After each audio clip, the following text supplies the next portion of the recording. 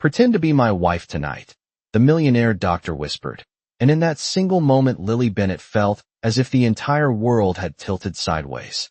Just 10 minutes earlier, she had been doing what she always did during the night shift at St. Matthew's Medical Center in downtown Chicago, moving quickly through the bright hospital corridor with a clipboard in her hands and a paper cup of vending machine coffee that had already gone cold. Lily was 26, 5'4", with tired hazel eyes and the kind of determination that came from balancing nursing school classes during the day and hospital assistant shifts at night just to keep her small studio apartment and student loans under control. The hospital clock on the wall read 9:17 p.m., and outside the tall windows Lake Michigan winds pushed rain against the glass in steady waves, the kind of chilly Midwest storm that made most people hurry home. Lily had just stepped out of a patient room when she nearly collided with him. Dr. Ethan Carter stood there, tall and composed, still wearing his dark blue surgical scrubs beneath a long white coat that somehow looked more like a tailored suit jacket than a hospital uniform. Everyone at St. Matthew's knew his name. Ethan Carter was the youngest neurosurgeon ever to run the Carter Neurological Institute, a privately funded research wing attached to the hospital that bore his family's name. Rumor said he had graduated from Johns Hopkins at 24 and built a medical technology company before he turned 30. Rumor also said he was worth more money than most of the hospital's board combined. Lily had spoken to him exactly twice before, both times brief, professional exchanges that lasted less than 15 seconds. Yet now he stood unusually close, his voice low enough that the nurses stationed 20 feet away could not hear a word. "I know this sounds strange," he said quietly, his calm gray eyes studying her face as if he were evaluating something far more complicated than a medical chart. "But I need your help tonight." Lily blinked, unsure whether she had misheard him. "My help?" she repeated softly, glancing down the hallway as a gurney rolled past in the distance. Dr. Carter nodded once, deliberate and controlled. "Pretend to be my wife." For a full second Lily simply stared at him, certain this had to be some kind of joke or misunderstanding. She let out a small nervous laugh. "Dr. Carter, I think you might have the wrong person." But Ethan did not smile. If anything, his expression grew more serious. "No," he said gently. "I chose you very carefully." The fluorescent hallway lights hummed faintly above them as Lily tried to process what he had just said. She knew doctors sometimes worked long hours, but asking a hospital assistant to pretend to be his wife sounded completely unreal. "Why would you ask me that?" she said, lowering her voice instinctively. Ethan glanced briefly toward the elevator at the end of the corridor where a private security guard had just stepped off, then returned his attention to her. "Because my grandfather is upstairs in the cardiac recovery suite," he explained. "And he believes I'm already married." Lily's confusion deepened. "Okay, but what does that have to do with me?" Ethan inhaled slowly, as if choosing each word with care. "He's the reason this hospital exists," he said. "And tonight he's insisting on meeting my wife before he agrees to sign a document that determines the future of my entire institute." Lily felt her heartbeat quicken. "And you're telling him that's me?" Ethan nodded once. "Only for tonight." He paused, then added in a voice barely above a whisper, "There's just one condition." Lily folded her arms, half amused and half alarmed. "What kind of condition?" Ethan's expression softened slightly, but his eyes held a seriousness that made the air between them feel heavier. "If you agree," he said, "you must never tell him this marriage is fake." Lily stared at him as the meaning of his words slowly settled into her thoughts like cold rain soaking through a jacket. She had spent most of her life learning how to survive difficult situations, but nothing in nursing school or late-night hospital shifts had prepared her for a millionaire doctor calmly asking her to pretend to be his wife in front of a powerful family member. The hallway outside the cardiac recovery wing remained quiet except for the distant hum of medical equipment and the occasional rolling cart. Lily shifted her weight and tightened her grip on the clipboard in her hands. "Dr. Carter," she said carefully, "I am a hospital assistant working the night shift, and I live in a 300-square-foot studio apartment above a bakery. I do not exactly look like the wife of a famous neurosurgeon." Ethan Carter did not seem offended by her honesty. In fact, the corner of his mouth lifted slightly, as if he appreciated the straightforward answer. "You look exactly like the kind of person my grandfather respects," he replied calmly. Lily frowned. Someone who looks exhausted and smells like hospital coffee? Someone real, Ethan corrected. His voice remained steady, but there was something sincere beneath it now. Lily hesitated. The thought of walking into a private hospital suite pretending to be married to a man she barely knew felt completely unreasonable. Yet curiosity began pushing against her hesitation. "Why does your grandfather think you were married in the first place?" she asked quietly. Ethan glanced briefly toward the glass doors leading to the elevators before answering. "Because I told him I was," he admitted. Lily blinked. "So this whole situation exists because you lied?" Ethan exhaled slowly, not defensive but thoughtful. "Because I made a promise," he said. "My grandfather built the Carter Foundation from nothing. When I was younger, he believed that success meant more than achievements or money. He believed it meant building a life with someone you trust." Lily listened carefully as Ethan continued. 3 years ago, he had heart surgery. After the procedure, he asked me if I had someone beside me in life. I told him yes. "But you did not," Lily said quietly. Ethan shook his head once. "No," Lily let out a slow breath. "And now he wants to meet this imaginary wife before signing whatever document you mentioned." Ethan nodded again. "The Carter Institute is expanding into a national neurological research program. The funding agreement requires his signature tonight." Lily absorbed the weight of that information. A hospital assistant pretending to be a surgeon's wife might sound ridiculous, but the situation clearly meant something important to him. Still, she crossed her arms. "And what happens if I say no?" she asked. Ethan did not hesitate. "Then I will walk upstairs alone and tell him the truth." His tone remained calm, but Lily noticed the faint tension in his shoulders. She studied his face for a moment. Beneath the composed exterior, she could sense something else.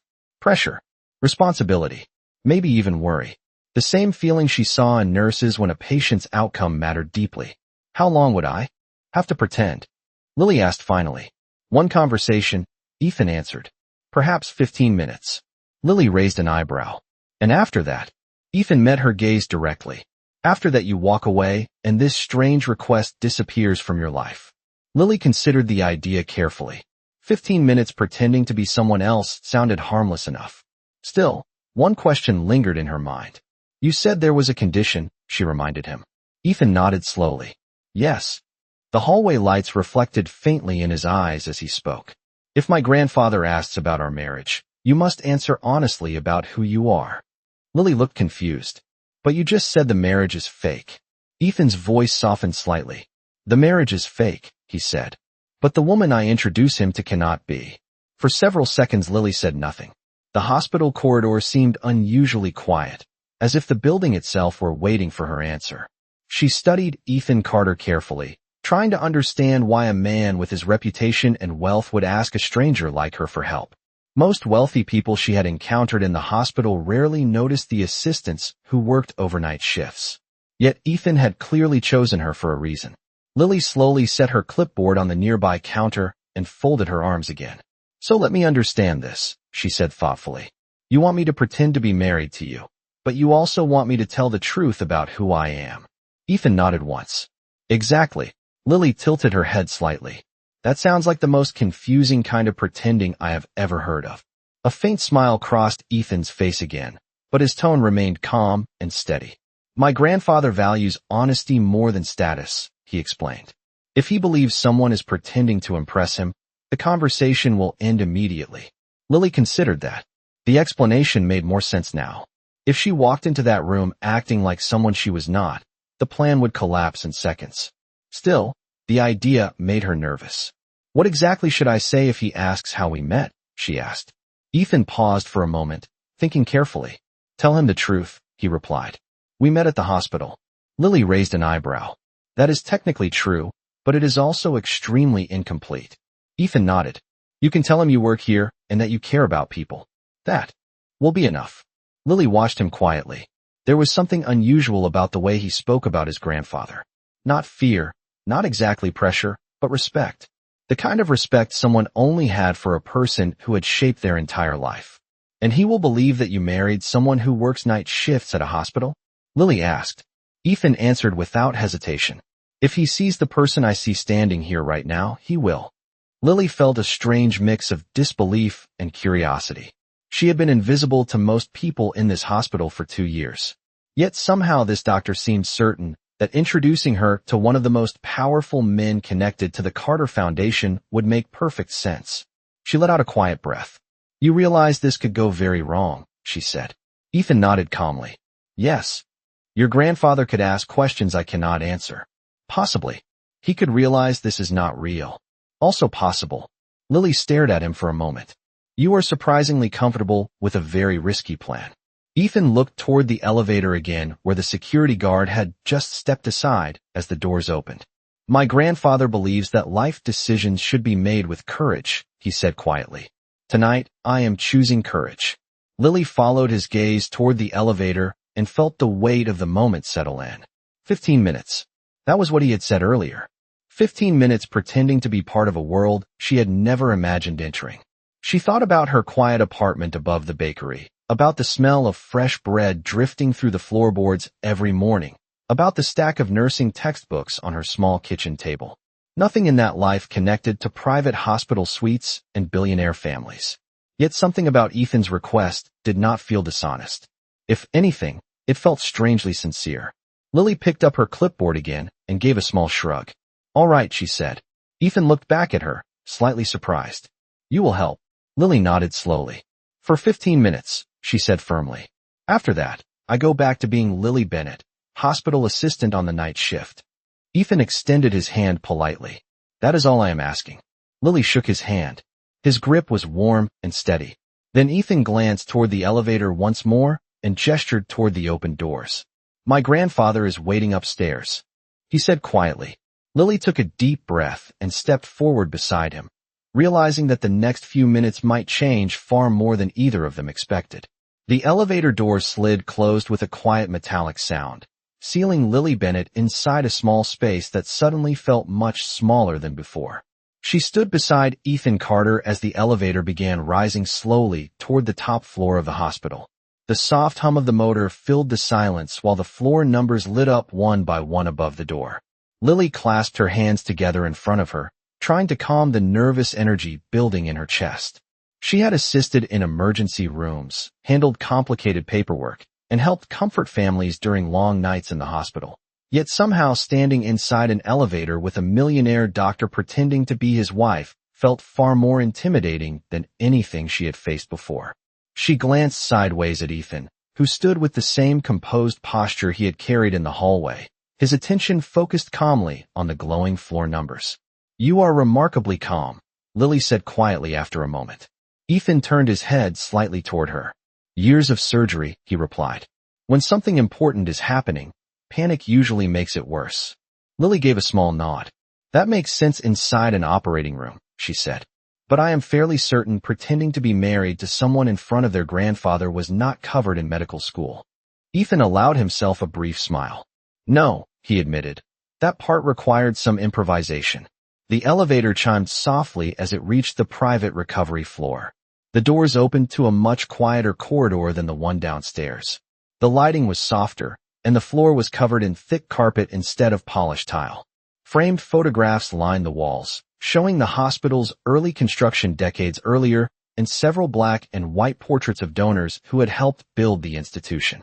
Lily noticed one photograph near the elevator showing a younger man standing proudly beside the hospital's original foundation stone. The plaque beneath it read Charles Carter. "Your grandfather?" she asked softly. Ethan nodded. "He started this hospital 50 years ago when this part of the city only had one emergency clinic." Lily studied the photograph for another moment. The man in the picture looked determined and confident, the kind of person who expected the world to move forward through hard work and persistence. "He must be proud of what it became," she said. Ethan walked a few steps down the hallway, and Lily followed beside him. "He is," Ethan replied quietly. "But he also believes success means nothing if you face it alone." They stopped outside a large wooden door at the end of the corridor. A discreet sign beside the door read Private Cardiac Suite. Through the small glass panel, Lily could see a comfortable room with warm lighting, a large window overlooking the Chicago skyline, and several chairs arranged beside a hospital bed. An older man sat upright against the pillows, speaking calmly with a nurse while a tablet computer rested on the tray beside him. Lily suddenly felt the full weight of the situation again. "That is him," she whispered. Ethan nodded. Yes. Lily took a slow breath. All right, she said quietly, trying to steady herself. If he asks how long we have been married, what do I say? Ethan thought for a moment. Tell him it feels longer than it has been, he replied. Lily blinked at him. That is a surprisingly poetic answer for a neurosurgeon. Ethan gave a slight shrug. My grandfather appreciates sincerity more than precision. Lily nodded slowly, absorbing that advice. She adjusted the sleeves of her hospital uniform and smoothed her hair quickly with one hand. I am ready, she said at last. Ethan placed his hand gently on the door handle, then paused for a moment and looked at her again. One more thing, he said quietly. Lily raised an eyebrow. There is another condition? Ethan shook his head slightly. No, he said. Just remember that the person you are pretending to be tonight is someone I would actually respect. Lily studied his face, surprised by the sincerity in his voice. For the first time since this strange arrangement had begun, her nervousness softened into something closer to determination. Then let us not disappoint your grandfather, she replied. Ethan nodded once, pushed the door open, and together they stepped inside the room. The moment Ethan Carter and Lily Bennett stepped into the private cardiac suite, the quiet hum of the room seemed to pause. The nurse standing beside the bed glanced up first, then gave Ethan a respectful nod before quietly gathering a chart and leaving the room with professional discretion. The older man in the hospital bed turned his attention toward the door, his sharp eyes studying them with the calm curiosity of someone used to observing people carefully. Charles Carter did not look fragile the way Lily had expected. His silver hair was neatly combed back, and even sitting upright against the pillows he carried an unmistakable presence, the kind that filled the room without effort. The city lights of Chicago shimmered through the tall window behind him, reflecting softly against the polished surfaces of the suite. For a moment the older man simply watched them approach. Then a slow smile spread across his face.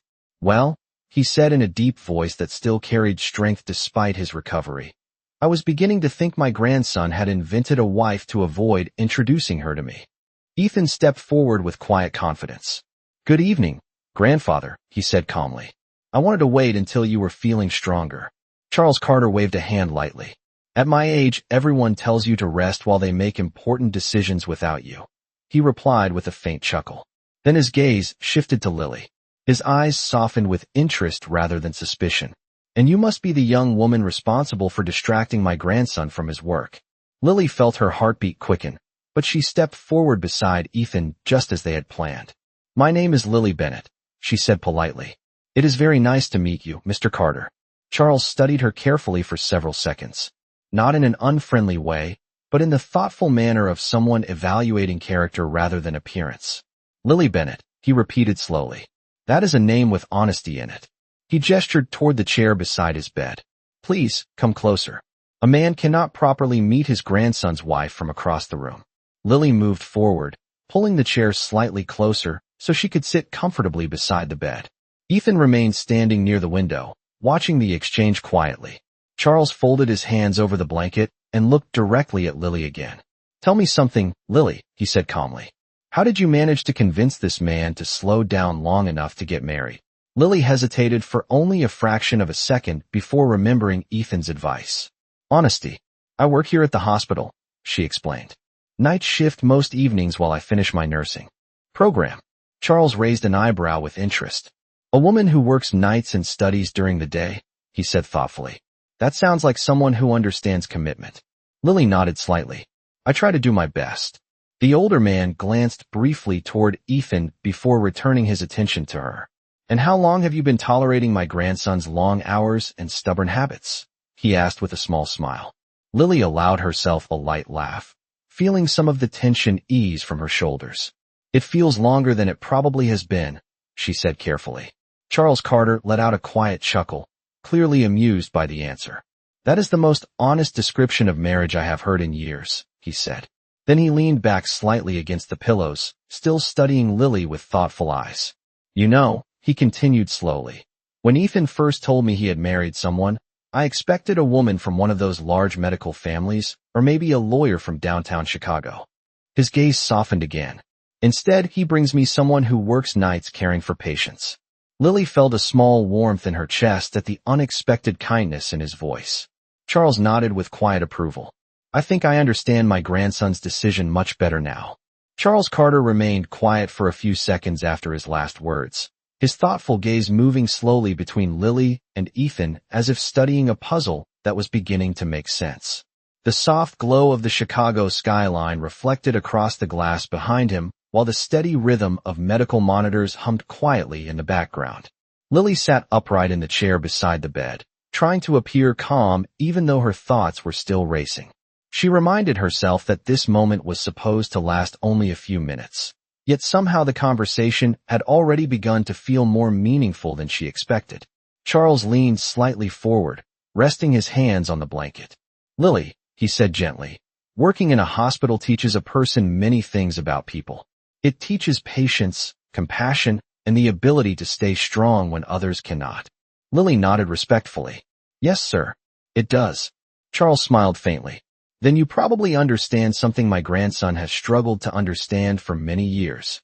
Lily glanced briefly toward Ethan before returning her attention to the older man. "What is that?" she asked softly. Charles turned his head toward Ethan with the calm authority of a grandfather who had watched a boy grow into a man. "That success alone does not make a life meaningful," he said. "It is the people who walk beside you that give your work a purpose." Ethan remained silent near the window, but Lily noticed the subtle shift in his expression as he listened. Charles continued, his voice thoughtful rather than critical. "Ethan built remarkable things at a very young age. Research programs, technology companies, medical centers. But every time we spoke, he sounded more like a man carrying responsibility than a man sharing life with someone." Lily felt the sincerity in the older man's words. She could sense that this conversation was not really about business documents or hospital funding. It was about something far more personal. Charles turned back toward her again, his eyes warm but observant. "Tell me honestly, Lily," he said calmly. "Does my grandson remember to slow down once in a while, or does he still work the way he did when he was 25? Lily hesitated, realizing that she was now answering a question that mattered deeply to this man. She thought about the brief moments she had observed Ethan in the hospital corridors, the quiet focus he carried, the steady control in his voice. "He cares about the people he helps," she said thoughtfully. "Sometimes people who care that much forget to rest." Charles chuckled softly. "That sounds exactly like him." He glanced again toward Ethan, then back to Lily. "Then perhaps you are exactly the kind of person he needs." Lily felt a small wave of surprise at those words. She had come into this room expecting to perform a brief role in an awkward conversation. Instead, she found herself speaking honestly about a man she barely knew in front of someone who clearly loved him deeply. Charles leaned back against the pillows again, satisfied.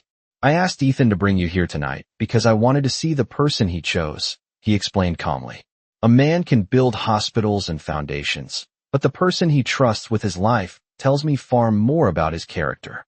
Lily felt the weight of that statement settle in the room. For a moment no one spoke. Then Charles reached toward the tablet resting beside his bed and tapped the screen gently. A legal document appeared, filled with signatures and official seals. "This is the expansion agreement for the Carter Neurological Institute," he said quietly. "I wanted to be certain Ethan had someone in his life who reminded him why this work matters before I signed it." He looked at Lily again with quiet approval. "Now I believe he does." Charles Carter's finger hovered over the screen of the tablet for a moment before he finally pressed the confirmation button. A soft electronic tone sounded as the document registered the signature, and the older man leaned back against his pillows with the quiet satisfaction of someone completing an important task. The city lights beyond the window shimmered against the glass while the hum of the hospital equipment continued its steady rhythm. Lily sat still in the chair beside the bed, absorbing the significance of what had just happened. She had walked into the room expecting to participate in a brief and harmless performance, yet somehow the conversation had grown into something far deeper than she anticipated. Charles glanced from the tablet to Ethan, who still stood near the window with the composed posture he carried like a second nature. "Well," the older man said with a calm smile, "it seems the future of the Institute is officially secure." Ethan stepped closer to the bed, his expression respectful but thoughtful. "Thank you, grandfather," he said quietly. Charles waved a hand dismissively. "Do not thank me yet," he replied with a faint chuckle. "The real work begins after the signature." Then his gaze returned to Lily. But I must say I am pleased with the person you brought here tonight. Lily felt a small warmth rise in her chest at the unexpected approval. It was very kind of you to say that, she replied politely. Charles studied her for a moment longer, the same thoughtful look returning to his eyes. You know, he said slowly, I have spent many years observing people who surround success. Some arrive because of ambition. Some arrive because of money. And some arrive because they believe in something larger than themselves. Lily listened carefully, sensing that the older man was speaking from decades of experience. Charles continued gently. You work nights helping patients you may never see again. That tells me more about your character than any introduction could. Lily lowered her eyes briefly, humbled by the compliment. I simply try to do my job well, she said softly. Charles smiled again. That is often the beginning of something much greater. He then turned his attention toward Ethan, his voice carrying the quiet authority of a grandfather who had guided a family legacy for generations. Ethan, you have spent years building remarkable things, but remember that institutions are not defined only by research or funding. They are defined by the values of the people who stand behind them. Ethan nodded slightly. I understand. Charles gestured lightly toward Lily. Then make sure you remember the lesson standing right beside you. Lily felt slightly embarrassed by the attention, but the sincerity in Charles Carter's voice made it impossible to dismiss his words. For a moment the room fell into a peaceful silence. Finally Charles reached for the glass of water beside his bed and took a slow sip. You have both given an old man a very good evening, he said warmly. But I suspect Lily still has work waiting downstairs. Lily blinked in surprise, realizing he was right. The night shift would continue moving forward whether she returned immediately or not. She rose from the chair with a respectful nod. Thank you for speaking with me, Mr. Carter, she said kindly. Charles gave a gentle nod in return. The pleasure was mine, Lily Bennett. As Ethan and Lily moved toward the door, Charles spoke once more, his voice calm but meaningful. Ethan, he said. Ethan paused and turned back. Charles smiled knowingly. Do not make the mistake of letting a good thing walk out of your life simply because you are too busy to recognize it. The words lingered in the quiet room as Ethan and Lily stepped into the hallway together, neither of them speaking for a few seconds as the door closed softly behind them. The hallway outside the private cardiac suite felt unusually quiet after the door closed behind them. For a moment neither Ethan Carter nor Lily Bennett spoke. The soft carpet muffled their footsteps as they walked slowly toward the elevator at the end of the corridor, the warm lights along the wall casting long reflections across the polished frames of old hospital photographs. Lily exhaled gently, the tension she had been holding finally beginning to ease from her shoulders. Well, she said softly, glancing toward Ethan, that might have been the most unusual 15 minutes of my life. Ethan gave a quiet nod, his expression thoughtful rather than amused. Mine as well, he replied. Lily looked back toward the door of the suite for a second before continuing down the hallway.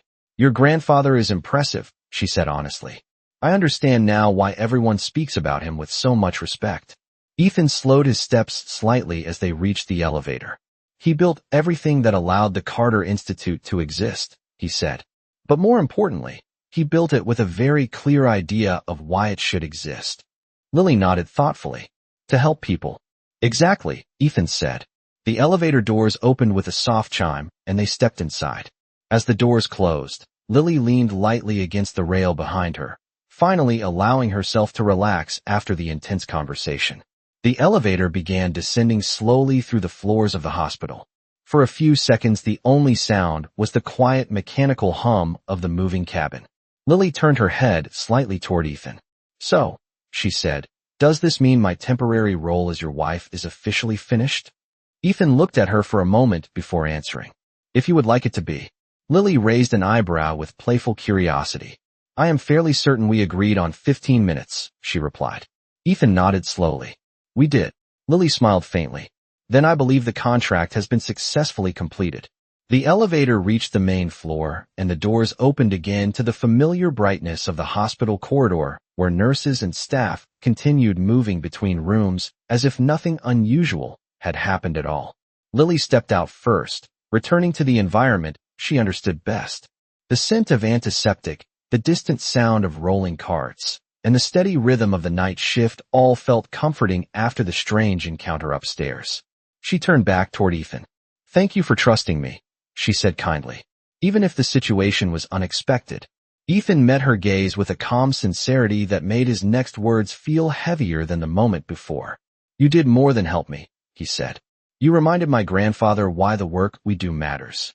Lily gave a small shrug, slightly embarrassed by the compliment. "I only answered his questions honestly." Ethan nodded. "That is exactly why he respected you." Lily adjusted the sleeve of her hospital uniform and glanced toward the nurses' station where one of her co-workers was organizing patient charts. "I should get back to work," she said gently. "Night shifts do not pause for unusual family meetings." Ethan allowed himself a faint smile at that. "Of course." Lily took a few steps toward the station before turning back once more.